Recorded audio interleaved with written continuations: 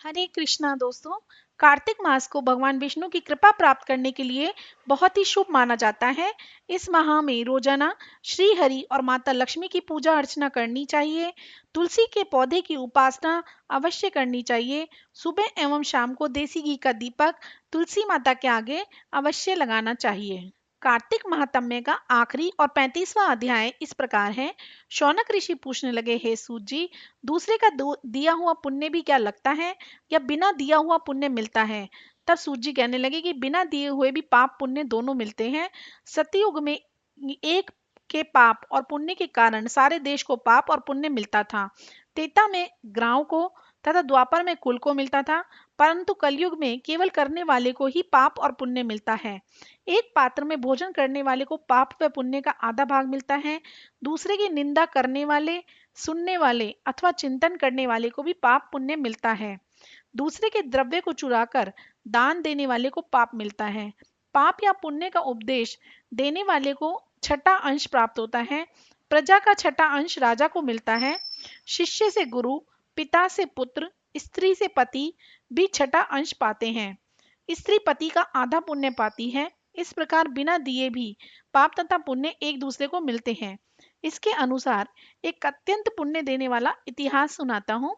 पूर्व काल में उज्जैनी नामक नगरी में ब्रह्म कर्म से भ्रष्ट, पापी, दुष्ट बुद्धि, रस कमल तथा खाल बेचने वाला, झूठ बोलने वाला जुआरी, मदिरा पीने वाला, वैश्यगामी धनेश्वर नाम वाला एक ब्राह्मण रहता था।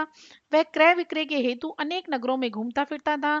एक समय वह महिष्मती नगरी में गया और माल बेचने के लिए वहां पर एक मास तक ठहरा। एक दिन उसने नर्मदा नदी के तट पर जप करने वाले ब्राह्मणों को देखा।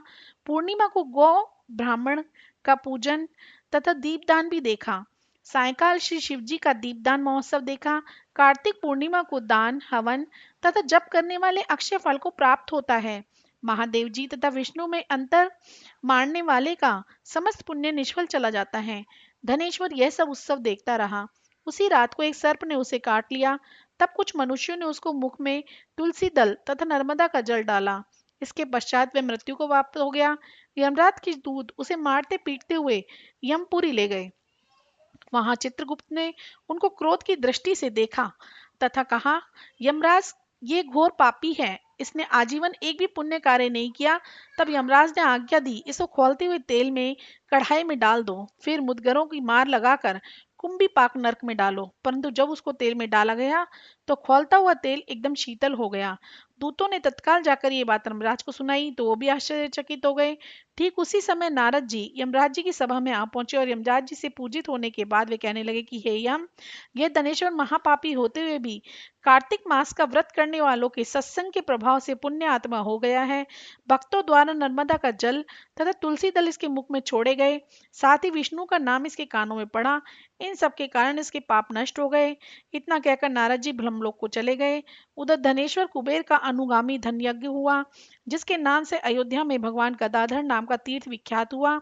कामना युक्त पाप गीला तथा कामना रहित पाप सूखा कहा जाता है। कार्तिक मास के व्रत के प्रभाव से मनुष्य द्वारा किए गए सूखे तथा गीले दोनों प्रकार के पाप नष्ट हो जाते हैं। इस प्रकार कार्तिक महात्म्य का 35वां अध्याय समाप्त हुआ। ओम नमो भगवते वासुदेवाय। ओम नमो भगवते वासुदेवाय। हरे कृष्णा कृष्णा कृष्णा हरे हरे, हरे राम राम राम हरे हरे। जय श्री कृष्ण दोस्तों। आज कार्तिक महात्म्य के